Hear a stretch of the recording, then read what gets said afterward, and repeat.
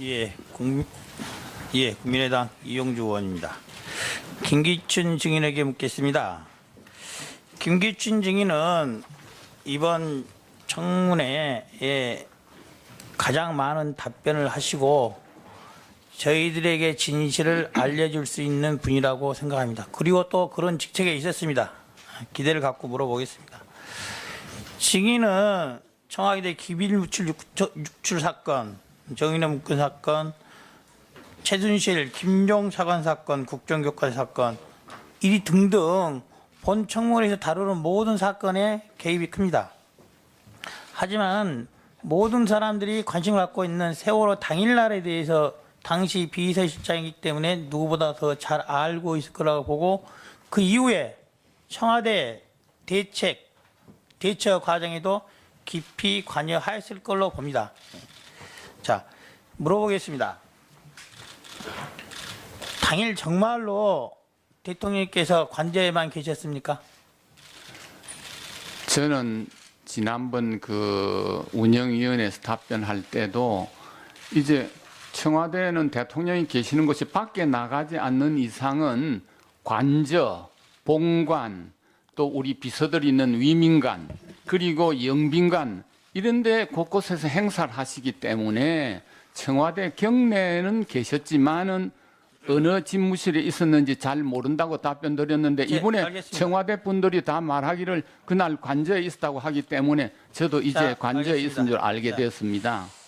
당시 이게 그 말도 많고 탈로 많은 김영환의 민정수석의 비망록 업무일지입니다. 비망록이 아니라 이 비슷한 노트 형식 보셨죠? 청와대에 쓰고 있는 뭐 쓰는 분도 있고 그렇죠. 또 각자 제가 좀 이따 이 전편을 보여드릴게요.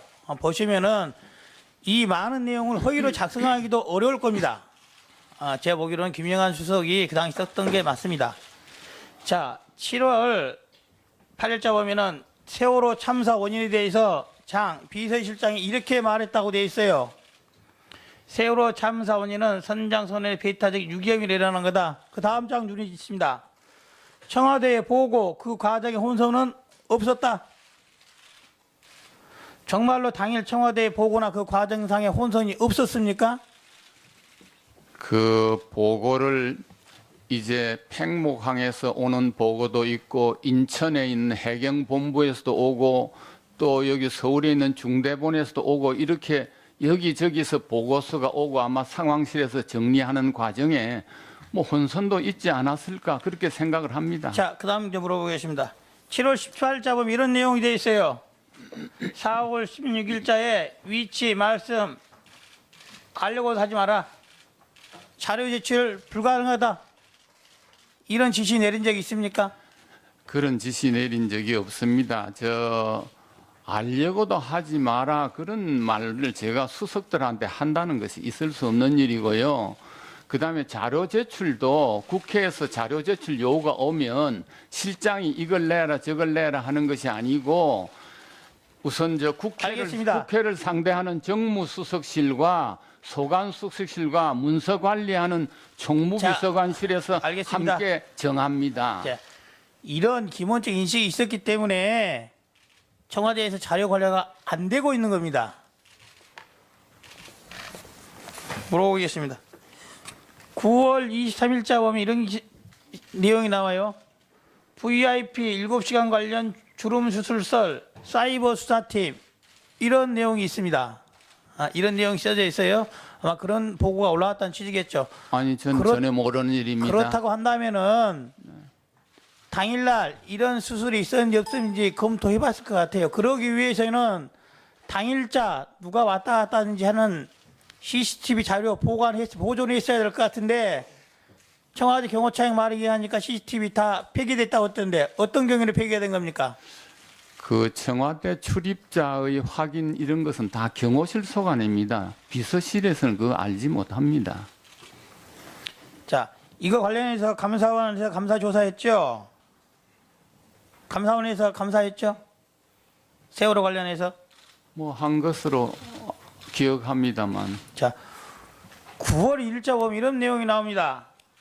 감사원장 보고 토론하는데 오프터 리코더로 하라.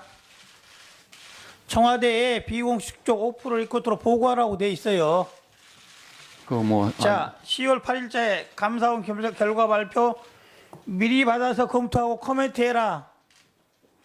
전 뭐 알지 못하는 감사원 감사 결과 마사지에서 발표한 거 아닙니까?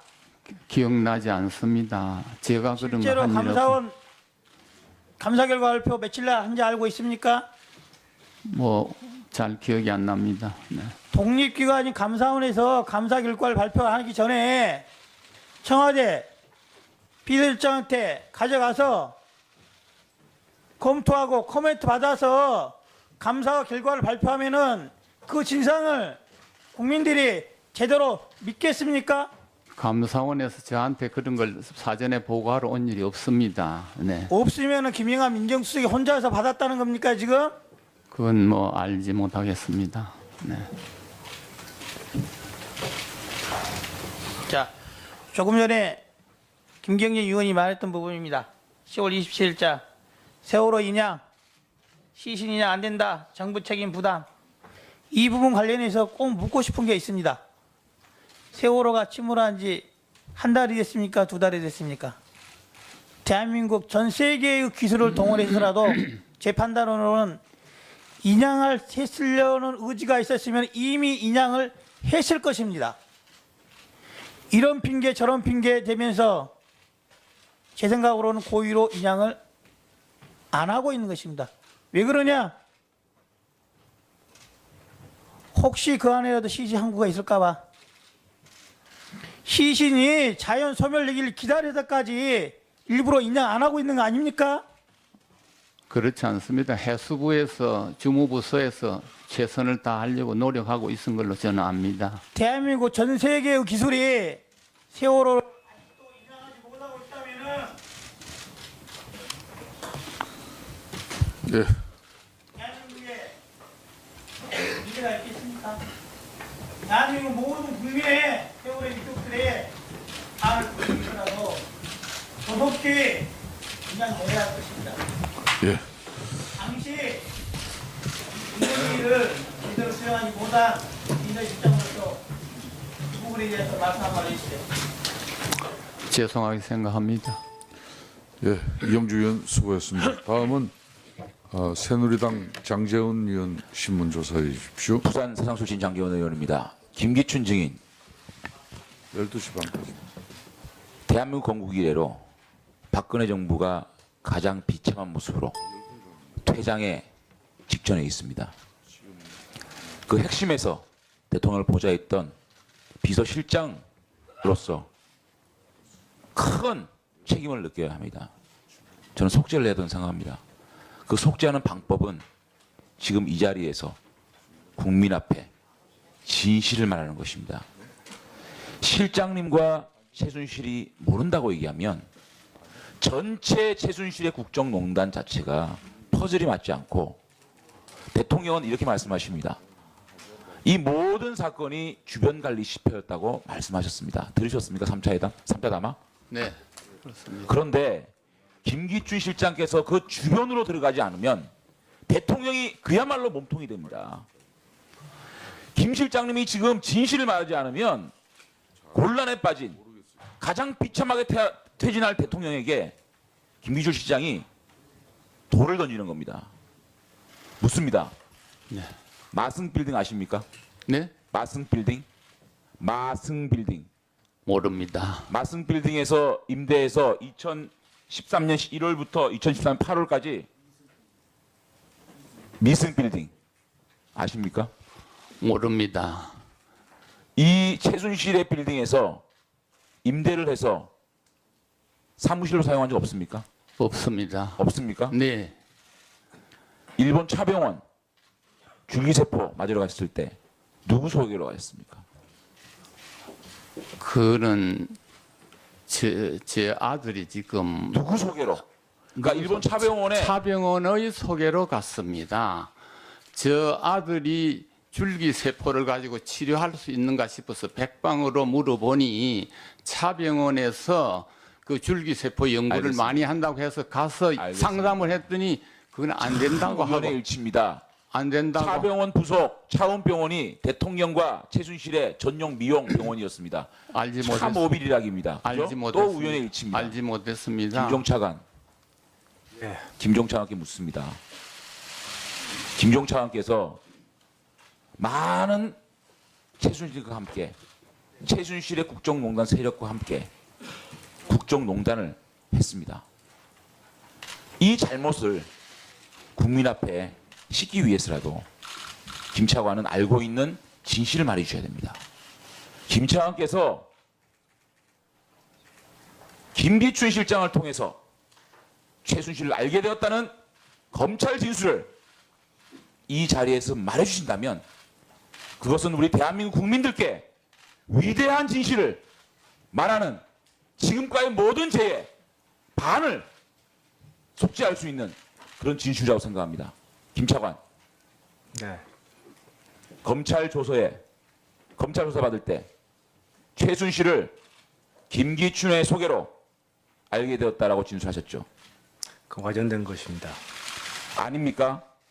와전된 아닙니까? 예, 아닙니까? 거기에 대해서는 제가 추후 조사에서 황영철 진실대로 의원의 질문에 김기춘 실장의 소개로 만났습니까? 라고 했을 때 아닙니다라고 정확하게 말씀하셨습니다. 예, 그 아닙니다. 아닙니다는 위증입니다. 지금의 김총 차관의 죄와 가중처벌된다는 걸 분명히 알아야 됩니다.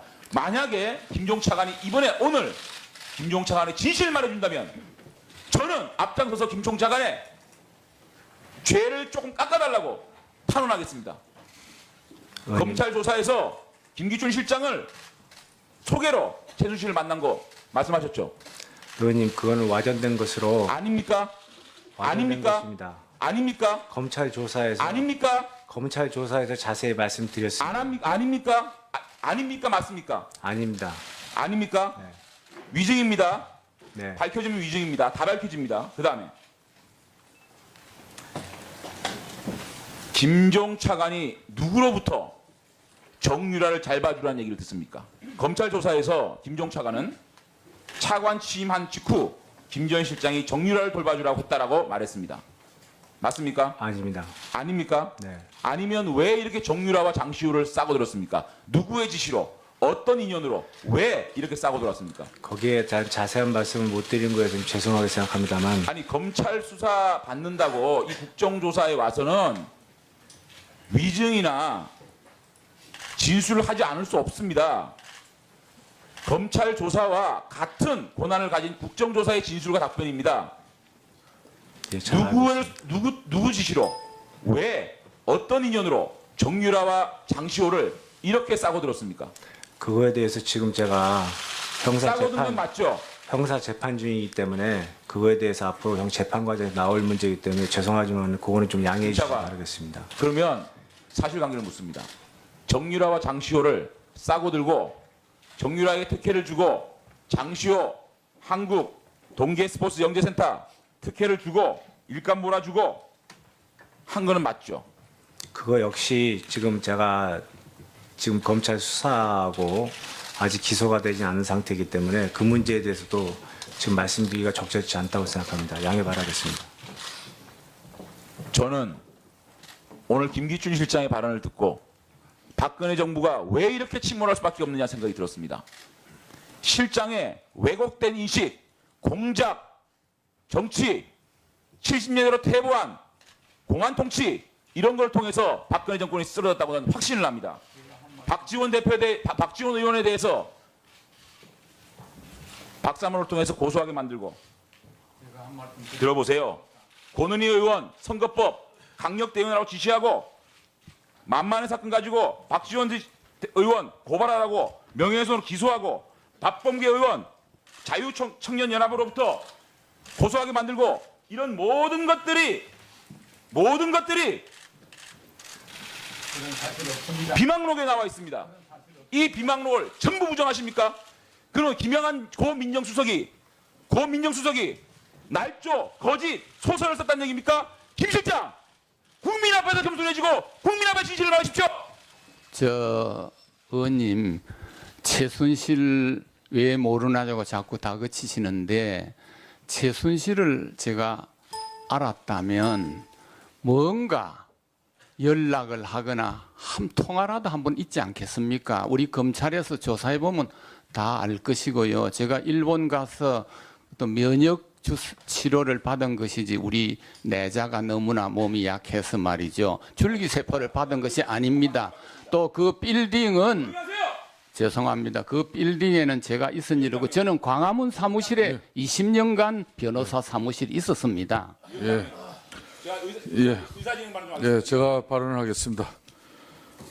국회에서의 정언 감정에 관한 법률에 따라서 선서한 정의는 숨기가 보탬이 없이 사실 그대로 진술해야 할 의무가 있습니다. 정인들께서 사법적 판단만 중시하고 국민들의 알 권리는 무시한 정언 행위는 마땅히 국민적 공분을 살 수밖에 없다는 사실을 알려드리겠습니다. 그리고 국회 직원께서는 정은석의 마이크의 볼륨을 좀 더 높여주시고 계속해서 의사진행만 잠시만 주십시오. 자, 위원장님, 의사진행만 30만 주십시오. 예, 장재훈 의원 의사진행 발언 짧게 해주십시오. 위원장님, 김기춘 전 실장의 발언 태도에 대해서 심각하게 문제를 표합니다. 제가 주도권을 가지고 지금 답변과 청문을 하고 있습니다. 본 의원이 답변하지 말라고 했는데 죄송합니다 답변을 하고 있습니다. 엄중한 주의 주시고요. 그리고 오늘 김종 차관이 발언하지 않으면 오늘 청문회 아무 의미 없습니다. 김종 차관이 모든 것 정유라에게 특혜를 줬느냐 장시호에게 특혜를 줬느냐 그 검찰 조사에서 이미 언론에 나간 얘기마저도 검찰 수사라고 답변을 안 하고 있습니다. 이 문제에 대해서 위원장님께서 엄중하게 경고하시고 이 문제 답변을 내주셔야 됩니다. 예, 잘 알겠습니다. 자, 다시 한번 정인들에게 국조특위위원장으로서 엄중한 경고를 드리겠습니다. 박근혜 정부의 최순실 등 민간인에 의한 국정농단 의혹 사건 진상 규명을 위한 국정조사 이 계획서 상에는 지난 11월 17일 정부와 관련 기관, 단체, 법인, 개인 등은 수사와 재판을 이유로 조사에 응하지 않거나 자료 제출을 거부할 수 없다고 국회 본회의에서 이 국정조사 계획서가 의결된 바 있습니다. 그러므로 여러분들 형사소송법상의 여러분들의 입장만 가지면 결코 안 된다는 사실을 거듭 주지시켜 드립니다. 이번 국정조사 계획서 국회 본회의 의견은 과거의 국정조사와 달리 조금 전에 주지한 바 따라서 수사와 재판을 이유로 조사에 응하지 않거나 자료 제출을 거부할 수 없다고 국회 본회의 의결된 국정조사 계획서에 따라서 진행된다고 하는 것을 다시 한번 강력하게 알려드립니다. 그렇기 때문에 불성실한 답변 태도가 계속될 경우에는 정언이나 감정을 거부한 정인으로서 처벌을 규정한 동법 제12조에 의해서 위원장으로서 고발 조치된다는 그런 입장을 분명히 밝혀드립니다. 자, 계속해서 신문 조사를 하도록 하겠습니다. 정의당의 윤소아 의원 신문 조사해 주십시오. 예, 정의당의 윤소아입니다. 김기춘 정인, 네. 역사의 한 중간에 있음을 아시고 네. 진실을 말씀해 주시기 바랍니다. 아까 동료 의원들께서 김영한 비망록 내지는 회의록, 업무일지 축약본인데 이것을 두고 일방적 지시를 내리거나 그런 것이 아니다. 서로 소통하고 보고도 받고 하는 것이지 비서실장이 일방적으로 하는 게 아니다. 그런 말씀하셨죠? 네. 네. 청와대에 의하면 정부수석실에서 당일 참사 당일 7차례 대통령에게 서면 보고를 했어요. 네. 당시 정무수석실의 서면 보고는 증인이 지시해서 한 것입니까? 당연히 각 소관 수석들은 자기 업무에 관해서 지시 하나 안 하나 당연히 보고할 일은 보고하게 돼 있습니다. 예. 그럼 이 서면 보고를 대통령 보고 전에 증인이 먼저 받았습니까? 아니면 사후에 받았습니까? 그러니까 그쪽에서 알아서 할 수 네. 있다니까. 선 보고를 먼저 합니다. 시간 관계상. 그러니까 네. 알고 계셨네요. 예, 먼저 알고 계셨네요. 아니 먼저 위에다가 먼저 보냅니다. 네. 그러니까 이제 예, 사후 보고를 예, 사후에, 받으셨다는 네, 거죠. 네. 누가 보고하던가요 그때? 그 다 해당 수석들이 아니 예. 사후 보고를 누가 했냐고요? 그러니까 비서실장께. 수석이 보냈으면 수석이 저한테 얘기하지요. 가령 아니 수석이 와서 했어요. 누구한테 보고를 받았냐고. 그거는 뭐 수석도 계시고 또 아니 당일 말입니다. 4월 그건 16일 참사 당일 지금 그 이거 수석이 한 경우도 있고 해당 비서관이 한 경우도 이게 오래돼서 잘 기억이 안 납니다. 기억이 안 나신다. 네. 그럼 정무수석실의 서면 보고는 그 비서동에 있는 제1부속실을 통해서 합니까? 관저에 있는 이 부속실에 전달됩니까? 그것은 아실 거 아니에요. 그거는 수석들이 대통령 계신 곳에 빨리 보내는 예, 걸로 압니다. 그럼 당시 부속실에 있던 비서관이 제1부속실의 정호성 비서관입니까? 아니면 제2부속실의 안봉근 비서관으로 기억합니까? 그거는 저도 그날 보고서를 해당 수석실에서 그 제1부속실에 보낸지 제2부속실에 보내가지고 대통령께 전달됐는지 그 과정은 잘 모릅니다. 그것도 잘 모르시겠다. 그러면 부속실에 전달된 서면 보고가 대통령에 직접 전달됐는지는 확인하셨습니까? 사후 보고를 받았지만. 그거는 그래 긴박한 순간에 계속 보고가 가는데 그러니까 제가 확인하지는 않았습니다만은 확인은 안 하셨다. 당연히 보셨을 것으로 생각을 그렇게만 합니다. 생각만 하셨다. 네.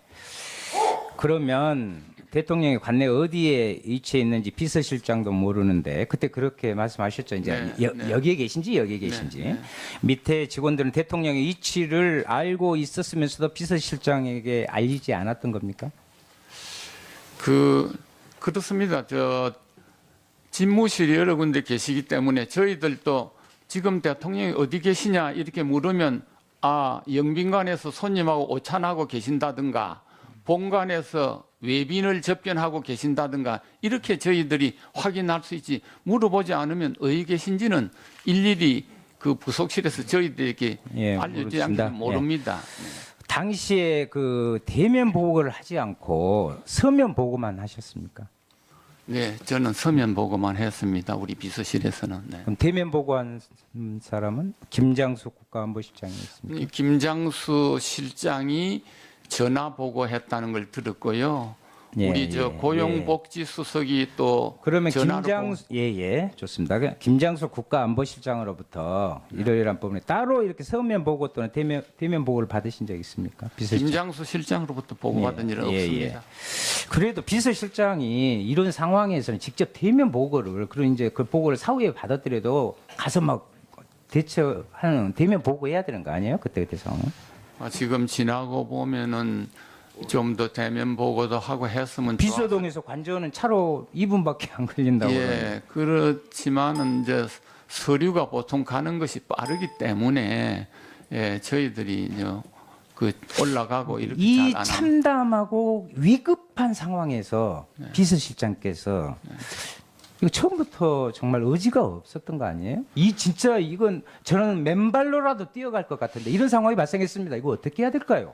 빨리빨리 언론을 합시다. 글쎄 그거는 뭐 지금 돌이켜보니 여러 가지로 그것이 기본적으로 맞겠죠. 해안이 많습니다만은 현장이 굉장히 중요하기 때문에 대통령이 현장에 지시를 한 걸로 저희들이 알고 있습니다. 그렇게 아신다면 그러면 대통령이 대면 보고를 하지 못할 뭐 다른 사장이 있었던 거 아닙니까? 그건 아닙니다. 정호성 당시요. 네. 정호성 당시 제1부속 비서관 비서동에 있었습니까? 아니면 관저에 있었습니까? 그것도 그때는 의뢰의 1 비서관은 본관에 있고 2 비서관은 관저에 있고 그랬지 않았나 생각하는데 잘 모르겠습니다. 그것도 네. 정호성 당시 제1부속실 비서관이 대통령에게 대면 보고를 하려는 것을 막았다는 그 언론 보도가 있거든요. 네. 근데 정인도 정호성이 대면 보고를 할 필요가 없다거나 할 수 있는 상황이 아니라고 해서 대면 보고를 하지 않은 거 아닙니까? 그만큼 비서실장도 막힌 거 아니냐? 저는 그것을 확인하고 싶어요. 아니 그렇지는 않습니다. 제가 하극상이죠? 대면 보고 그러면 하자 하면은 하극상이죠? 네, 하자 저는 하면은 보니까 대면 보고를 막힌 할 것 수 있을 같은데, 겁니다. 예. 고영태 증인, 최순실 씨가 청와대에 드나들었다거나 본 적이 이런 들은 적이 없어요? 네, 본 적은 없습니다. 청와대 들어다니는 것을 본 적이 없다? 네, 본 적은 없는데 들은 적은 있고. 네, 들은 네. 적은 있습니다. 그러면 최순실 씨가 김기춘 비서실장 이야기를 한 적은 이야기 들은 거 있어요? 아, 그런 얘기는 들은 적이 네. 없습니다. 그러면 고영태 씨 차운병원 헬스장 다닌 적 있습니까? 네, 그렇습니다. 예. 질의를 마치겠습니다. 예, 윤소인 수고하셨습니다. 다음은 새누리당 하태경 의원 신문 조사해 주십시오. 예, 부산 해운대가 박태경입니다. 우선 우리 차은택 증인, 그 최순실을 처음 알게 된 게 2014년 한 6월 정도 6월경 고영태 증인 통해서 네, 알게 맞습니다. 됐다고 했잖아요. 그리고 최순실이 상당히 대통령과 가깝다는 것을 인지하게 된 건 언제예요? 김기춘 시장을 한번 뵙고 나서부터는 이분이 굉장히 고위 관료도가 굉장히 가까우신 분이구나라고 인지하게 됐습니다. 그리고 나서 최순실이 대통령에게 어떤 영향력을 행사하고 있구나. 그러니까 대통령 심부름하는 게 아니라 그런 걸 인지하게 된 건 언제입니까? 그 2014년에 문체부 장관님을 제가 추천을 드린 적이 있었습니다. 그렇죠. 그거를 이제 최순실 씨한테 요청을 몇 차례 받았고, 그래서 몇 분을 추천드렸는데 계속 제 요청을 받고 제 요청을 받아서 다 관찰이 됐죠. 그 마지막에 이제 김종덕 장관께서 된 걸로 알고 있습니다. 예, 김상률 수석도 그때 2014년 말에 맞습니다. 10월경인가요? 그때가 11월경입니다. 11월경이죠. 네. 그러면은 그때 최순실과 쭉 이번 사건 일어나기 전까지 최순실과 대통령은 무슨 관계라고 생각했어요? 저는 굉장히 가까운 관계라고 생각을 하고 있었습니다. 그 정도, 거의 친구 사이, 가까운 절친? 네, 그렇지 않을까 싶습니다. 그러면 거의 자세한 건 모르겠습니다. 예. 최순실이 이 대통령을 배후에서 상당히 좀 조정하고 있구나, 영향력이 있구나 이런 판단을 했단 말이죠. 그 조종이나 이런 부분까지는 제가 잘 모르겠지만, 사실 이럴 수 있는 사람이 과연 있을까라는 생각을 했었습니다. 그렇죠. 네. 우리 고영태 증인, 그 최순실을 알게 된 게 2012년이라고 했잖아요. 네네.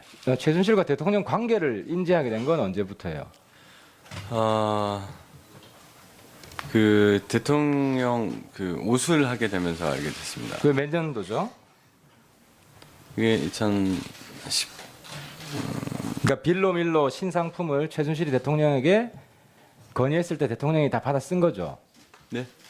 그 본인이 만든 제품을 네. 최순실이 대통령에게 권유했고 또 대통령이 다 쓴 거죠, 그죠? 네네. 그래서 그렇습니다. 대통령이 빌로밀로 그때 최순실과 대통령이 아주 가까운 관계라고 알았겠네요. 아니 그때는 처음에는 그냥 그 비서관한테 가방을 건네줄 때도 있었고요.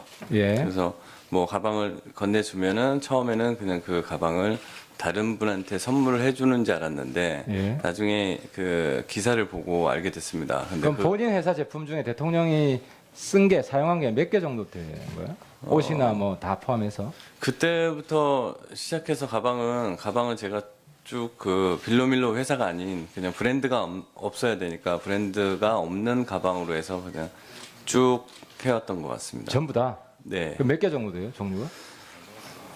한 서류 가방까지 하면은 한 3, 40개. 3, 40개? 네. 그러면 최순실이 대통령한테 상당한 영향을 준다고 생각했겠네요. 초반에 몰랐는데 나중에 이제 옷을 선택한다든지 아니면 그 이영선 비서랑 같이 동행을 한다든지 그런 걸 예. 봤을 때 그러면 2014년 말에 최순실과 크게 다퉜다 그랬잖아요. 네네네. 그 전에는 그때는 몰랐어요. 최순실이 대통령 영향이 있다는 사실. 그때 알았습니다. 그랬는데 2014년 두렵지 않았어요. 최순실하고 싸우게 되면 네. 나한테 어떤 보복이 있을 거라 이런 생각을 안 해봤어요? 그때는 제가 또 운동을 해서요. 그래서 좀 욱하는 게 있어서 그런 생각을 못했습니다. 그럼 싸우고 나서 후회했어요? 후회 안 했습니다. 후회 안 했어요? 네. 그러면은 아까 TV조선에 네. 그 의상실 CCTV 갖다 줬다고 했는데 네. 최순실이 컴퓨터를 쓰는 걸 본 적 있어요? 태블릿 PC 같은 거? 정확하게 태블릿 PC를 쓴 적은 본 적은 없고요. 컴퓨터를 쓰는 거는 가끔. 그럼 카톡 해요? 최순실이하고 카톡 해본 적 있어요? 네, 카톡은 했던 것 같습니다. 했다고요? 했다고요? 네, 카톡은 하는 것 같은데. 할 때 그 명칭을 뭐라고 썼어요? 최순실 이름을 카톡에 카톡방에 그때 뭐, 기억 안 나요? 네, 기억 안 납니다. 그러면 그 JTBC에서 보도한 태블릿 PC는 네. 최순실이 사용한 것 같아요? 아닌 것 같아요? 정확하게 제가 그 태블릿 PC를 정확하게 말씀드리면 그런 걸 사용을 못하는 사람으로 제가 알고 있습니다. 네. 최순실은 태블릿 PC를 사용을 못한다. 네, 제가 알기로는 그럼 정유라는요? 정유라는 알고 있었어요? 정유라는 아직 어려서 태블릿 PC를 충분히 사용할 수 있다고. 정유라랑 알아요? 아닙니다. 말 섞어본 적 한 번도 없어요? 한 번 있습니다. 만나본 적 있어요? 어디서 네. 만났어요? 집에서? 아니면 아닙니다. 그 승마장 그 가방을 승마장에서? 전달해주면서 승마장을 한번 그럼 그 데려다 태블릿 주라고 PC가 정유라가 대신 써주는 거라고 생각했어요? 태블릿 PC 나왔을 때 이게 누구 건지 본인이 생각을 했을 거 아니에요? 태블릿 PC는 제가 처음에 접했을 때는 JTBC에서 방송을 접했을 때는 독일 현지에서 쓰레기통을 뒤져서 찾았다고 보도가 나왔기 때문에 저는 그렇게만 알고 있었습니다. 그럼 거기 사진 있는 것들 최순실이 직접 찍은 거다 이런 생각 안 했어요? 그리고 그 이후에 이제 뭐 갑자기 제 책상에서 나왔다 그런 말들이 자꾸 예. 바뀌어가는데 그때 봤을 때는 저거는 직접 사진을 본인이 찍었으면서 왜 저한테 저거를 넘기는지 그러면 그 모르겠다는 생각이 태블릿 PC는 고영태 정인이 준 거 아닙니다. 네, 독일에서 나온 것 같다. 네. 그 차은택 증인 그 청와대 몇 번 정도 들어갔어요? 대통령을 뵈러 들어간 거는 밀란 엑스포 보고하고 창조경제 추진단 보고 외에는 그 대통령을 따로 뵌 적은 없습니다. 그때 신분증 다 확인시키고 들어갔어요? 다 하고 검문 검색 다 하고 들어갔습니다. 신분증 안 보여주고 들어간 적 한 번도 없어요? 한 번도 없습니다. 고영태 증인은 청와대 몇 번 들어갔어요? 한 번도 간 적 없습니다. 한 번도 못 갔어요? 네, 네. 그러면은 관저에는 한 번도 못 갔어요, 차은택 증인? 저는 관저가 어딘지는 모르겠지만 회의하는 자리였습니다. 그럼 그- 어쨌든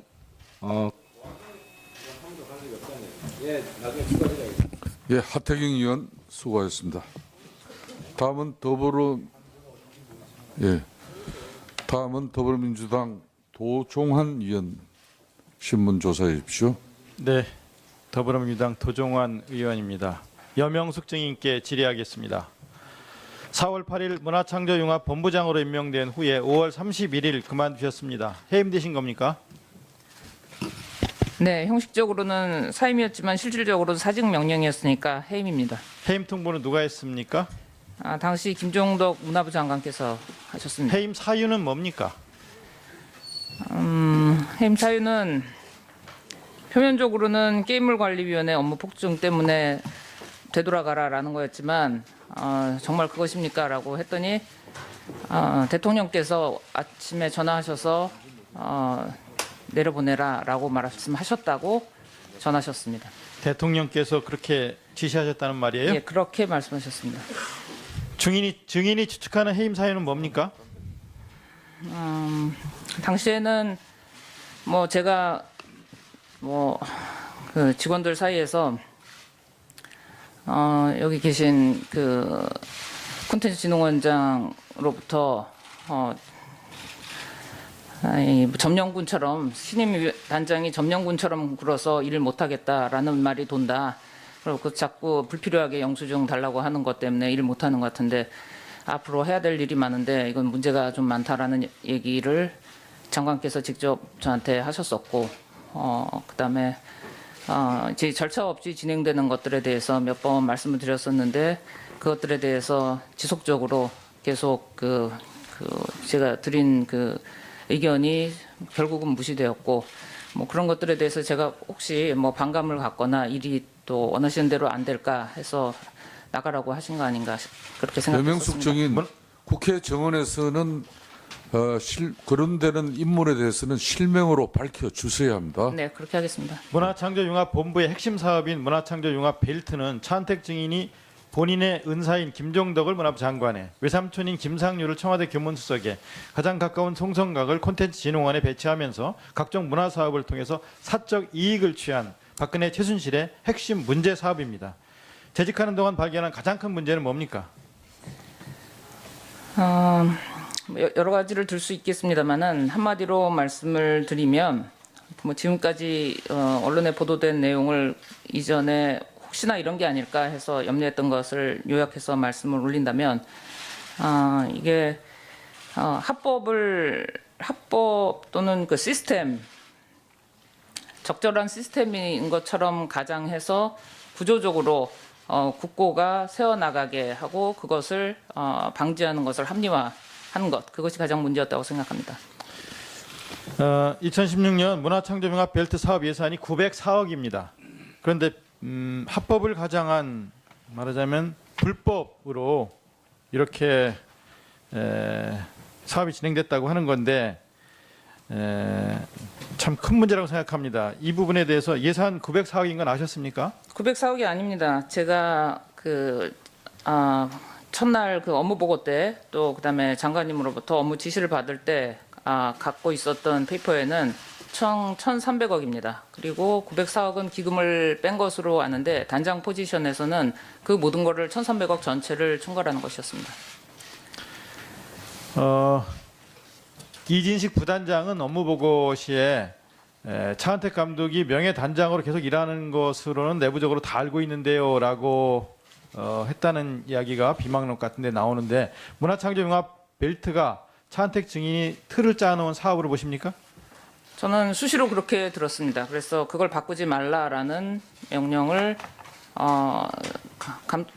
장관님과 수석님으로부터도 들었었고 그리고 직원들 역시 이거를 손댈 이유가 없는데 왜 자꾸 뭐 같은 질문 또 같은 문제에 대해서 같은 상황에 대해서 지속적인 그 문제 제기나 또 뭐 절차에 대해서 왜 자꾸 물어보느냐라는 반문을 받았습니다.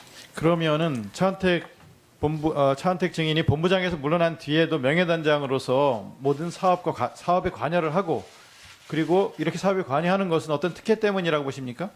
저는 차은택 전임단장을 한 번 미팅한 거 이외에 그 이후에는 융합벨트에서 본 적은 없었습니다만 직원들은 회의에 참석했다고 말했었고 그다음에 제가 나간 후에도 거기 벨트에 와서 사업에 참석했었다고 들었었습니다. 어떤 혜택, 어떤 사적 이익을 취했다고 생각하십니까? 제 입장에서 그 구체적인 거를 다 들여다볼 만큼 그렇게 충분한 시간을 갖고 있지는 못했었습니다.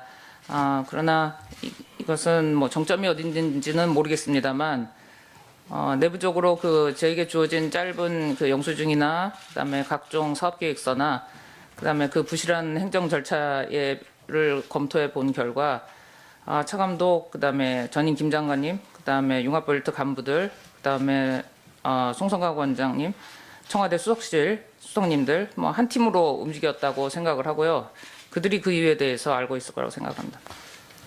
이 증빙 서류 없이 일 처리하고 제대로 된 기획서 없이 일 처리하고 하는 게 가능합니까?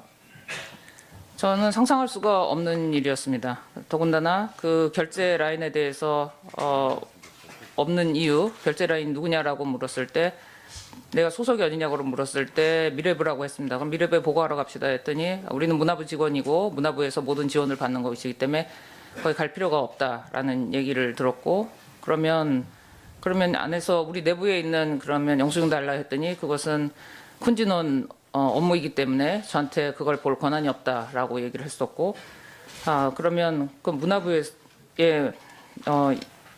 관련해서는 그러면 문화부에서 그럼 기획 책임을 져야 되는 거 아니겠냐 그 결제 책임이 없다면 그랬더니 우리는 조직 득표상 미래부입니다라는 이런 해괴한 동호 반복을 했었습니다. 아까 합법을 가장한 불법 사업이다라고 얘기했고 또 비망록에 보면 이거는 문화부판 4대강 게이트 수준이다라고 이렇게 말씀을 하셨는데 그렇게 말한 이유 배경을 좀 말씀해 주시고 그 뒤에 이런 문제를 바로잡으려고 어떤 노력을 했는지 이것도 좀 말씀해 주시기 바랍니다. 4대강 얘기를 꺼낸 거는 그 스케일과 이것이 앞으로 불어닥칠 그 국가적인 어떤 그 문제 상황과 영향력 규모 그 면에서 물론 금액은 1,300억은 뭐 30조에 비하면 작은 금액이라고 사람들은 얘기를 합니다만 그럼 이런 정도의 얘기가 아니라고 생각을 했었습니다. 왜냐하면 이것은 문화 융성 또 창조 경제를 핵심으로 가시적으로 성과화하는 것이고 국가 브랜드에 걸린 국책이었기 때문에 그 국가적인 어떤 자존심과 그 다음에 이거는 한 국가의 그 정신을 난도질하는 일이기 때문에 이 상태로 그냥 가면은 그런 결과가 또는 이런 청문회가 일어날 수밖에 없다고 이미 저는 21일 날 그 4인이 모인 자리에서 말씀 올렸었습니다. 예. 네, 그것은 여러 군데 알리려고 애썼고 내부에서도 뭐 직원들 간에도 공유를 했고 당연히 장관님께 여러 차례 보고를 드렸습니다.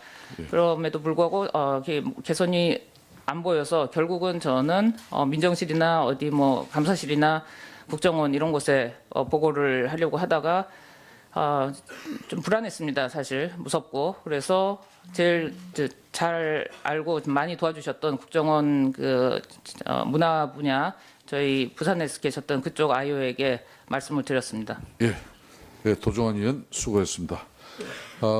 정의에 예고하겠습니다. 앞으로 두 분의 의원님들 신문 조사를 마치고 정의를 하도록 하겠습니다. 정윤섭 손혜원 의원까지입니다. 그럼 새누리당 정윤섭 의원 신문 조사해 주십시오. 예, 제 질의에 앞서서 제가 지난 12월 5일 국정조사 시에 현장 책임자 임명만 잘하면 대통령은 놓으셔도 된다는 발언을 해서 많은 오해를 받았습니다. 당시 발언의 의미는 사람을 잘 쓰고 인사를 잘해달라는 의미였음을 다시 밝힙니다. 김기춘 증인에게 질의하겠습니다. 증인은 이 나라 근현대사에 중요한 지점마다 이름을 드러내는 독특한 이력을 갖고 계십니다. 유신헌법 초안 작성하셨고요.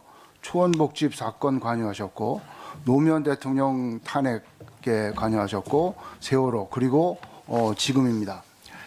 가장 오래 비서실장 하셨습니다. 맞으시죠? 이번 정권에서. 네. 예, 1년 반 하셨습니다. 그러면 대통령을 이 지경 만든 거에 가장 큰 책임이 있다고 생각 안 하십니까? 책임을 통감합니다. 예, 시중에서는 최순실 차은택이 대통령을 업고 사리사욕을 채울 때 법적, 행정적으로 뒷받침해주는 공식 실세가 김기춘 실장이라고 합니다. 인정하십니까? 전혀 아닙니다. 제가 최순실 씨를 정말 모릅니다. 여러분 믿지 않으시는지 모르지만 제가 우리 아마 수사기관에서 최순실 씨 뭐 전화기라도 이렇게 조사해 보면은 저하고 한 통화라도 한 일이 없을 겁니다. 최순실을 뭐 만난 적도 뭐 네, 통화한 적도 만난 뭐 적 없습니다. 알지도 못한다고 통화한 일도 없습니다. 하시는데 예. 정황 증거로 보면 87년 유경재단 분규에 개입하신 적 있죠. 제가 그런 일 없습니다. 네. 2006년 독일 방문 박근혜 당시 대표 그때 수행하셨죠. 그때 수행했는데 최순실 못 봤습니까? 그거 못 봤습니다. 예.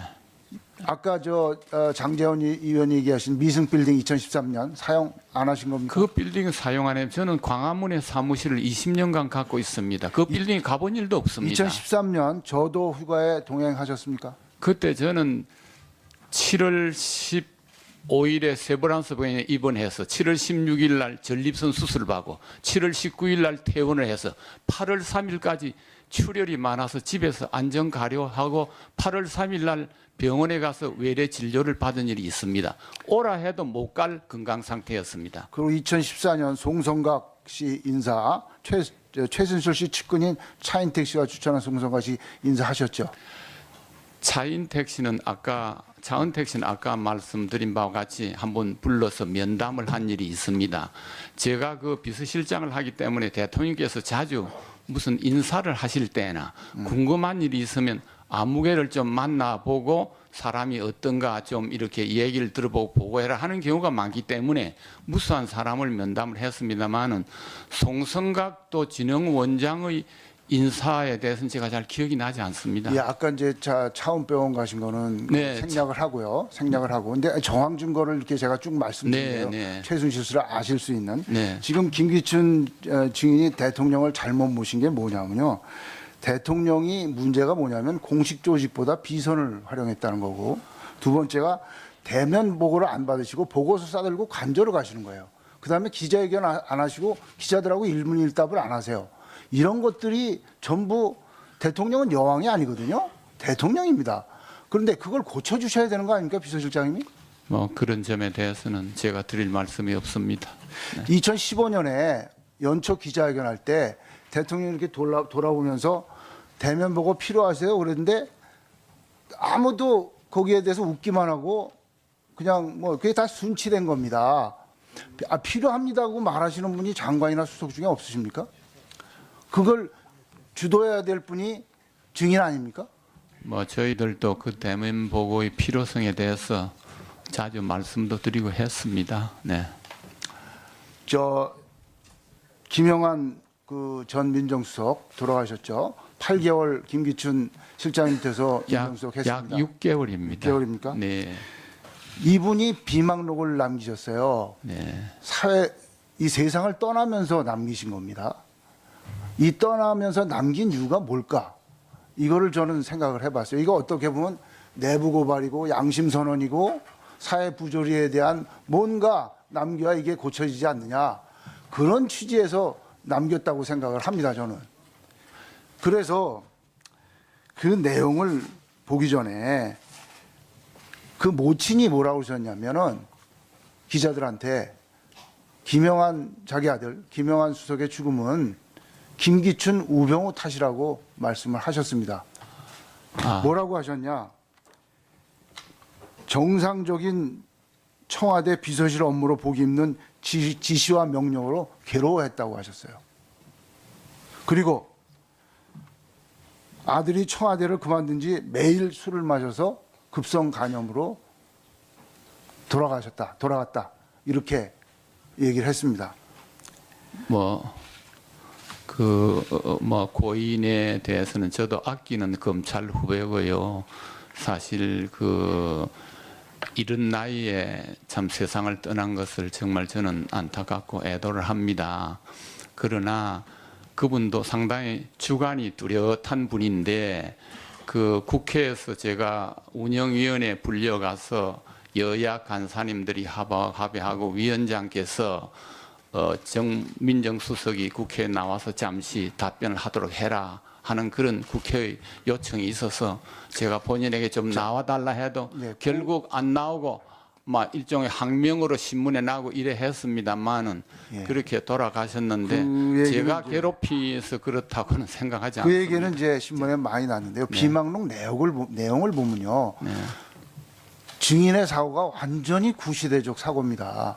내용 보면 거기 언론 통제 내용 검찰 통제하고 하명 수사하고 또 언론이나 문학의 보복 인사 이런 게 다 나와요. 위원님 시대가 어떤데 지금 사법부를 통제하고 언론을 통제하고 그거 안 되는 일입니다. 비망록에 다 있는데 비망록에 다 돌아가신 분이 다 거짓으로 적었습니까? 비망록에 있는 것이 다 제 얘기라고는 생각하지 않습니다. 네. 그리고 비망록을 돌아가시면서 남기면서 갑자기 그분이 급서하기 때문에 그냥 남겨진 거 아닌가 생각합니다. 무슨 의도를 가지고 남겼다고는 생각하지 않습니다. 정호성 씨도 녹음 남겼고요. 또 안정범 씨도 수첩 남겼어요. 이분들이 다 양심적인 무슨 괴로움, 나중에 문제가 되면 책임 회피하려고 이런 것 때문에 남긴 거를 봐서는 이건 지금 박근혜 청와대가 충성심 제가 알지 못하는 일입니다. 예. 정윤섭 의원 수고하셨습니다. 다음은 더불어민주당 손혜원 의원 신문 조사해 주십시오. 네, 마포 의뢰 손혜원입니다. 이 검찰 조사 후 오랜만에 모습을 드러낸 고영태 증인에게 질의하겠습니다. 마이크 앞으로 좀 끌고요. 입에 가까이 대서 명확하게 소리가 나게 해주시고요. 네네. 시간이 많지 않으니까 짧게 우리 많은 얘기들을 좀 해봅시다. 네. 국민들은 고영태 증인의 신변 안전에 대해서 걱정을 많이 했습니다. 네. 저는 고영태 증인을 판도라의 상자를 연 사람이라고 생각합니다. 네. 고영태 증인이 아니었다면 오늘 이 자리는 없었을 것입니다. 네. 그리고 이 박근혜 대통령과 최순실의 국정농단은 아마 임기 말까지 계속됐을 거고 이 나라는 어떻게 되었을까 생각만 해도 끔찍합니다. 고영태 증인이 그 상자를 열었습니다. 고영태 증인이 어떤 이유에서였던 본인이 억울했던 그 이야기들을 언론에 제보를 했고 이것이 연결되면서 오늘까지 왔다고 생각합니다. 그간 신변의 위협을 느낀 적은 없었습니까? 신변에 그렇게 뭐 위협을 느낀 적은 아직까지는 겪진 않았습니다. 오늘 고영태 증인은 아주 중요한 사람입니다. 네. 오늘 우리가 주고받는 이야기들은 아마도 다른 사람들이 피하고 있었던 이야기나 다른 사람이 절대 입을 열 수 없던 이야기들이 있을 수 있을 것 같습니다. 네. 박 대통령 만난 적 있습니까? 없습니다. 그런데 어떻게 옷을 만들었습니까? 제가 가방을 만들어야 되는데 가방을 만들려면 뭐 대통령님 뭐 순방 가기 하루 전날이라든지 이럴 때 가방을 만들어야 되는데 뭐 하루 남겨놓고 가방을 만든다는 건 되게 어려웠고 그 공장에서도 그거는 우리 좀 길게 해야 네네. 되니까 옷을 만들어서 대통령께 드렸습니까? 네, 제가 드린 게 아니라 옷을 만들어 드리면 가져갔습니까? 네, 누가 가져갔습니까? 그 최순실 씨가 가져갔겠죠. 이영선 비서라든지 네. 예. 네. 그럼 어떻게 옷을 만들어라라는 얘기는 누가 지시를 했습니까? 다 최순실 비슷비슷한 씨가 네, 전달을 지시를 했고요. 했습니다. 네. 옷을 지금까지 박 대통령 옷을 몇 벌이나 만들었습니까? 정확히 세보진 않았지만 한 100벌 가까이 만든 것 100벌 같습니다. 가까이. 언제부터 만들었습니까? 최순실이 만난 게 언제입니까? 12년 대선이 끝나고 난 후에 처음에 이제 가방을 오다 하면서 처음에 간단하게 네네네. 그렇게 알게 됐고 그 뒤에 가방 하니까 옷도 좀 해봐라. 한 2, 3개월 가방만 한 거의 반년 정도 했던 것 같습니다. 그러다가 가방에 문제가 좀 생길 것 같으니 그러면 옷이랑 같이 빨리 네. 진행을 해보겠다. 그래서 이제 알겠습니다. 옷도 해봐라. 그래서 옷을 같이 하게 근데 그 됐습니다. 100벌 옷은 다 어디 갔을까요?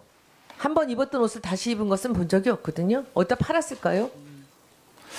여러분들이 갔다가 어디다 대통령 입었던 옷이라고 저는 무슨 처리하는 방법이 있었을 것 같다는 생각도 들었습니다. 제가 이제 옷을 봤을 때는 대통령님이 순방 가실 때 입었던 옷들을 또 그걸 내부에서 어떤 질의 발표라든지 이런 데 있을 때 다시 입으신 적을 몇 번 본 적은 있거든요. 네네. 근데 나머지 옷들은 다 장 속에 걸려 있을까요? 그건 정확하게 모르겠습니다. 저는. 그 처리 방법에 대해서는 아시는 게 없습니까? 네네. 가격은 제가 알기로 30만 원 이하로 만들어라라고 얘기를 들었는데 맞습니까? 그런 금액은 정해놓지가 않았습니다. 제가 최근에 옷 만드는 사람한테 그렇게 들었거든요. 네네. 그럼 그 사진에 나온 샘플실이라는 데가 그 고영태 증인이 옷을 만들었던 곳입니까? 네네. 네. 제가 한번 여쭙겠습니다. 혹시 옆에 계시는 김종 증인을 알고 계십니까? 네, 알고 있습니다. 만난 적 있습니까? 네, 만난 적 있습니다. 어떤 사람이었습니까? 고영태 증인이 바라본 김종 증인은? 처음에는 저도 처음에 만났을 때는 그냥 어떤 사람인지 몰랐습니다. 그냥 본인의 할 말만 하고 남의 말은 귀담아 듣지 않고 그냥 네네네네네네네 이런 식으로 다 알아 하는 이런 식이었기 때문에 거기서도 그렇게 얘기했군요. 네네. 거기 논현동에 자주 왔습니까? 아니면 논현동에서 본 게 아니라 딱 한 번 봤던 게 인터컨티넨탈 호텔에서 한 번밖에 안 봤습니까? 네, 한 번 봤습니다. 최순실이 바라보는 김종 증인은 어떤 사람이었습니까? 최순실이 바라보는 김종 차관은 그냥 수행비서. 그냥 시키는 일을 다 알아서 하는. 네네. 좀 무시하는 듯한 그런 발언들을 고영택 증인 앞에서도 하고 했군요. 아니 뭐 그런 발언들은 직접적으로 하지 않았는데 느낌으로. 네네. 그래서 왜냐면 계속 뭔가 제시하고 뭔가를 얻으려고 하고 했던 것 같아서. 혹시 옆에 계시는 김기춘 증인은 뵌 적 있습니까? TV에서만 뵀습니다. 아까부터 계속 얘기하시는데 김기춘 증인께서는 최순실을 만난 적이 없다고 얘기하시거든요. 혹시 그것을 믿습니까? 그건 정확히 제가 어떻게 말씀을 아까 같이 똑같이 김기춘 증인을 바라보는 최순실의 시각은 어땠을 것 같습니까? 혹시 그런 얘기를 입에 올렸던 적은 있습니까? 그런 얘기는 들은 적이 없는 것 같습니다. 제가. 느낌으로는 도움이 되는 사람이라고 생각했습니까? 조심하던가요, 최순실도? 아니 그런 얘기도 한 번도 들은 적이 없습니다. 네, 잘 알겠습니다. 네. 그 가방 회사를 그럼 아까 말씀 들어보니까 원래부터 가방을 만들고 계셨습니까? 네네. 아니면 가방을 뭐 판매를 하는 일을 하셨습니까? 네, 그 제작도 하고 네. 판매도 하고. 저는 그거 보니까 처음에 그 오스트리치를 하다가 나중에 악어도 이제 독일 갈 때는 들고 가는 걸 봤습니다. 초록색, 파란색 두 개를 가져가서 옷에 맞춰서 네. 했던 거로 이제 봤는데 그 돈은 받았습니까? 대통령이 들은 거를? 네. 그 오스트리치 가방은 얼마고 악어 가방은 얼마 받았습니까? 오스트리치 가방이 시중에 나와 있는 게 지금 뭐 나와 있는 걸 만들어진 걸 사게 되면 증인이 받은 게 얼마였습니까? 제가 받은 건 한 120 정도 받았던 것 같습니다. 악어는요? 악어는 280 이 정도 받던 것 같습니다. 그러니 그 가방을 얼마에 또 팔았는지를 모르는 거죠. 네네. 그치 최순실 씨와 그 고영태 증인이 거래한 것은 도매가였죠. 네네 그렇습니다. 예, 손 의원님 수고했습니다. 이상으로 국정조사 오전 신문 조사를 마치겠습니다. 네, 이따 오후 시작할 때 오후에 시작하실 때. 자, 안민석 의원, 네, 짧게 발언. 그 오전에 증인들 발언들 통해서 아주 무수한 위증이 이루어지고 있습니다. 증인들의 위증을 경고하는 의미에서 그리고 오후 증언에서는 이 위증을 막자는 취지에서 김종 전 차관의 위증을 말씀드리겠습니다. 제가 이렇게 물었습니다. 14년 4월 8일 본 의원의 대정부 질의에 대한 반박하는 기자회견을 누가 지시한 것이냐. 김종 전 차관은 당에서 한 것이다. 그랬는데 자 9월 27일 16년 9월 27일 국정감사 교육문화체육관광위원회 국정감사에서 제가 김종 차관에 이렇게 묻습니다. 자. 그 기자회견을 누가 하자고 한 것입니까? 김종 차관 우리 부에서 하기로 했습니다. 자 국정감사에서는 그 기자회견을 문체부에서 하기로 한 것으로 이야기를 했고 오늘 이 국정조사 자리에서는 새누리당 당의 요청으로 했다고 이야기를 했습니다. 이것은 둘 중에 하나가 위증인 것이죠. 이 위증에 대해서 양 간사님들 협의하시고 위증죄 고발을 해주시길 바랐고 더불어서 김종 차관의 출입국 서류 올해 16년 출입국 관련 서류를 요청합니다. 예. 네, 김종 정인. 국회에서 국회 상임위에서 국회의원들께서 그렇게 지적을 했기 때문에 그걸 시작했다고 말씀드린 거지 당에서 한 거라고 말씀드린 게 아닙니다. 예. 국회에서 오후에 그 부분에 대한 증언은 더 충분하게 듣도록 하겠습니다. 예. 예, 김종 정인의 출입국 관리 2016 출입국 기록 관리 법무부로부터 제출받는데 동의하시죠? 예, 동의합니다. 예, 동의하죠. 자, 이상으로